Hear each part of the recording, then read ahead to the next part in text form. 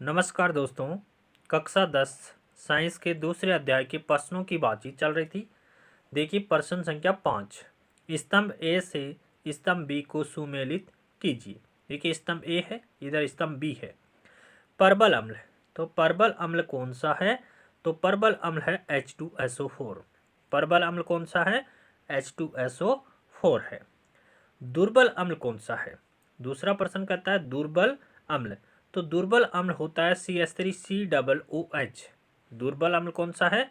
CH3COOH क्या है? दुर्बल अम्ल है। फिर देखिए प्रति अम्ल, जिसे एंटासिड भी कहते हैं, तो प्रति अम्ल कौन सा होता है? मिल्क ऑफ मैग्नीशिया, MgOH का क्वाइस। सूत्र क्या होता है? MgOH का क्वाइस क्या है? एंटासिड है, या प्रति अम्ल भी इसे कहते हैं। फिर देखिए परबल सार कौन सा है? परबल सार कौन सा है? तो परबल सार होता है NaOH। NaOH क्या है? ये परबल सार है। दुर्बल सार की बात करें तो दुर्बल सार कौन सा होता है? NH4OH। NH4OH क्या है? दुर्बल सार है। उदासीन लवण कौन सा है? उदासीन लवण की बात करें तो Na2CO3 क्या है? उदासीन लवण है। Na2CO3 क्या है? उदासीन लवण है। फिर देखिए अम्लीय लवण कौन सा है? अम्लीय लवण कौन सा है? तो NH4Cl। NH4Cl क्या है? ये अम्लीय लवण है। उसके बाद में देखिए क्षारीय लवण कौन सा है? तो क्षारीय लवण है वो होता है, क्षारीय लवण कौन सा हो जाएगा? ये हो जाएगा आपके NaCl। NaCl क्या होता है? क्षारीय लवण होता है। फिर देखिए प्राकृतिक सूचक, प्राकृतिक सूचक कौन सा है? तो प्राकृतिक सूचक कौन सा होता है? हल्दी होता है। प्राकृतिक सूचक कौन सा है? हल्दी है, वो प्राकृतिक सूचक है। फिर देखिए संश्लेषित सूचक कौन सा है? तो मेथिल ऑरेंज है, वो संश्लेषित सूचक है। मेथिल ऑरेंज क्या है? संश्लेषित सूचक है। प्रश्न संख्या 6 देखिए, लिटमस प्राकृतिक सूचक है या कृत्रिम? श्वेत कपड़े पर लगे सब्जी के दाग पर साबुन लगाने पर वह लाल भूरा हो जाता है, क्यों? देखिए लिटमस है वो क्या है? एक प्राकृतिक सूचक है। लिटमस किस प्रकार का सूचक है? प्राकृतिक सूचक है। श्वेत कपड़े पर लगे सब्जी के दाग पर जब साबुन लगाते हैं तो वह लाल से भूरा हो जाता है, क्योंकि सब्जी में स्थित हल्दी है वो क्षारीय होती है। हल्दी है वो कैसी है? एसिड प्रकृति की है। क्षारीय साबुन से क्रिया करके वो लाल भूरे रंग की हो जाती है। साबुन की प्रकृति कैसी होती है? क्षारीय होती है। हल्दी भी क्या है? लिटमस के समान एक प्राकृतिक सूचक होती है। हल्दी क्या है? लिटमस के समान एक प्राकृतिक सूचक है, और वो क्षारीय साबुन से अभिक्रिया करके लाल भूरे रंग प्रदान करती है। प्रश्न संख्या 7 देखिए, अम्लों में अम्लीय गुणधर्म और क्षारकों में क्षारकीय गुणधर्म किसके कारण होता है? उत्तर देखिए, अम्ल विलयन में हाइड्रोजन आयन H+ आयन उत्पन्न करते हैं, जिसके कारण उनका गुणधर्म कैसा होता है? अम्लीय होता है। अम्लीय विलयन में H+ आयन होने के कारण उनका गुणधर्म कैसा हो जाएगा? अम्लीय हो जाएगा। जबकि क्षारक होते हैं उनके विलय में हाइड्रोक्साइड आयन होता है, OH ऋणायन होता है, जिसके कारण उनका गुणधर्म कैसा होता है? क्षारीय होता है।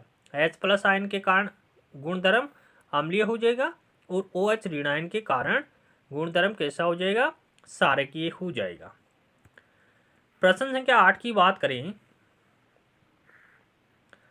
विज्ञान की प्रयोगशाला में उपस्थित हाइड्रोक्लोरिक अम्ल, सल्फ्यूरिक एसिड H2SO4, नाइट्रिक अम्ल HNO3, एसिटिक अम्ल HCl3COOH, sodium hydroxide NaOH, calcium hydroxide CaOH का क्वाइस, potassium hydroxide KOH, magnesium hydroxide MgOH का क्वाइस एवं अमोनियम हाइड्रोक्साइड NH4OH में से अम्ल और क्षार को छांटिए। इनमें से कौन फिनोप्थेलिन सूचक के विलयन को गुलाबी बनाता है तथा कौन मेथिल ऑरेंज सूचक के पीले रंग को लाल में परिवर्तित कर देता है? देखिए उपरोक्त यौगिक में अम्ल और क्षार है वो किस प्रकार से है। अम्ल की बात करें तो जिसमें H प्लस आयन होते हैं वो अम्ल कहलाते हैं। HCl H plus Cl minus है, अम्ल है। H2SO4 अम्ल है। HNO3 अम्ल है। और CH3COOH एसिटिक एसिड ये भी क्या है, अम्ल है। क्षार की बात करें NaOH जिसमें OH ऋणायन है, क्षार है। CaOH का क्वाइस क्षार है। KOH ये भी क्षार है। MgOH का क्वाइस और NH4OH ये क्या है, क्षार है, क्योंकि इसके अंदर OH ऋणायन है। अम्ल होते हैं वो नीले लिटमस को लाल करते हैं। अम्ल नीले लिटमस को लाल करते हैं तथा मेथिल ऑरेंज के पीले रंग को, मेथिल ऑरेंज का रंग कैसा होता है, पीला रंग होता है, उसको लाल में परिवर्तित करते हैं। कौन, अम्ल। इसके विपरीत क्षार होते हैं वो लाल लिटमस को नीला करते हैं और फिनोप्थेलिन विलयन को गुलाबी बनाते हैं, वे क्षार कहलाते हैं। प्रश्न संख्या 9 देखिए, धातु की अम्ल तथा क्षार से अभिक्रिया कैसे होती है। क्या ये सभी धातु तथा सभी अम्लों से होती है, उदाहरण सहित समझाइए। धातु अम्ल से क्रिया करके हाइड्रोजन गैस देते हैं। धातु है वो अम्ल से अभिक्रिया करके हाइड्रोजन गैस देती है तथा अम्ल के अवशिष्टों के साथ मिलकर धातु एक यौगिक बनाता है जिसको लवण कहते हैं। अम्ल के साथ धातु की अभिक्रिया को इस प्रकार से व्यक्त कर सकते हैं। अम्ल की अभिक्रिया धातु के साथ करवाते हैं तो लवण बनता है और हाइड्रोजन गैस मुक्त होती है। रासायनिक समीकरण देखें तो मैग्नीशियम एक धातु है, H2SO4 अम्ल है। तो मैग्नीशियम धातु की अभिक्रिया अम्ल के साथ करवाते हैं तो MgSO4 लवण बनता है प्लस हाइड्रोजन गैस यहाँ पर मुक्त होती है। केवल सक्रिय धातुएं ही हाइड्रोजन अम्लों से क्रिया करके हाइड्रोजन गैस प्रदान करती है। केवल कौन सी धातुएं हैं, सक्रिय धातु अम्ल के साथ अभिक्रिया करके हाइड्रोजन गैस उत्पन्न करती है। कुछ धातुएं क्षार से भी अभिक्रिया करती है और हाइड्रोजन गैस देती है तथा लवण भी बनाती है, जैसे एल्यूमिनियम और जिंक धातु है। जिंक धातु की अभिक्रिया क्षार के साथ करवाते हैं तो लवण बनता है, हाइड्रोजन गैस निकलती है। रासायनिक समीकरण Zn+2NaOH को गर्म करेंगे तो Na2ZnO2 सोडियम जिंकेट का निर्माण होगा प्लस हाइड्रोजन गैस उत्पन्न होगी।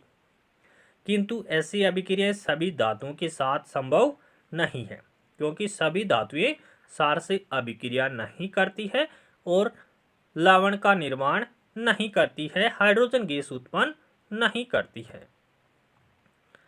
प्रश्न संख्या 10 देखिए, एंटासिड क्या होता है या एंटासिड क्या होता है, उदाहरण दीजिए। ऐसे क्षारक जिनका उपयोग उदर यानी पेट में अम्ल की अधिक मात्रा को उदासीन करने में किया जाता है एंटासिड कहलाते हैं, जैसे एल्यूमिनियम, कैल्शियम, मैग्नीशियम, सोडियम के बाइकार्बोनेट एंटासिड कहलाते हैं। एंटासिड है वो हमारे पेट में अपच की स्थिति में अम्ल का अधिक उत्पादन होता है, जिसके कारण इस अम्ल की अधिक मात्रा को उदासीन करने के लिए प्रयोग में किया जाता है। और इसके लिए हम किसका प्रयोग करते हैं, इनो का प्रयोग करते हैं, जो कि एक बेस्ट एंटासिड है।